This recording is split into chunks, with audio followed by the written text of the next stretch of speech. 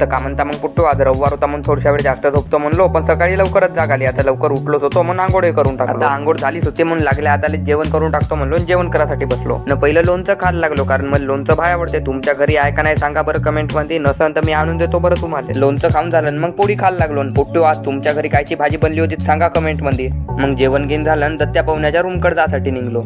रूमवर आलो आणि पाहुण्या म्हणे व्हिडिओ नको करूस, कारण मी आताच झोपून उठलो म्हणे. सोन्या भात मांडत होतं, दत्त्यानं पाहुण्या कामचोरपणा करतो. माझ्याकडे 2 रुपये होते आणि दत्त्यानं 2 रुपये दिले. मग दोघाकडचे 2-2 4 रुपये पकडलो ना दुकानाकडे जायसाठी. त्याच्या पायाला दुख झालं होतं म्हणून दत्त्या हळूहळू चालत होतं. दत्त्याला म्हणलं दुख दाखव, म्हणलं हे एवढं दुख आहे पण त्याचे नाटकं पाय तुटल्यासारखंच करत आहे. दुकानात आलो नाही ती आद्र्या येऊन होता. आद्र्यानं कवा सलाप टाकले का तर मस्त चोपडी आहे. आद्र्याची सलाप वाजवली थोड्या वेळ, मस्त मजेदार न मस्त थंडदार 2 लस्सी घेऊन निघलो रूम कडे जासाठी. रूमवर येऊन दत्त्यानं मी लस्सी खात होतो ना सोन्या आणि पाहुण्या तोंड पाहत होते. आता त्यांचं तोंड काही पाहण्यालायक नाही पुट्टो. भेटून मग पुढच्या ब्लॉग मध्ये.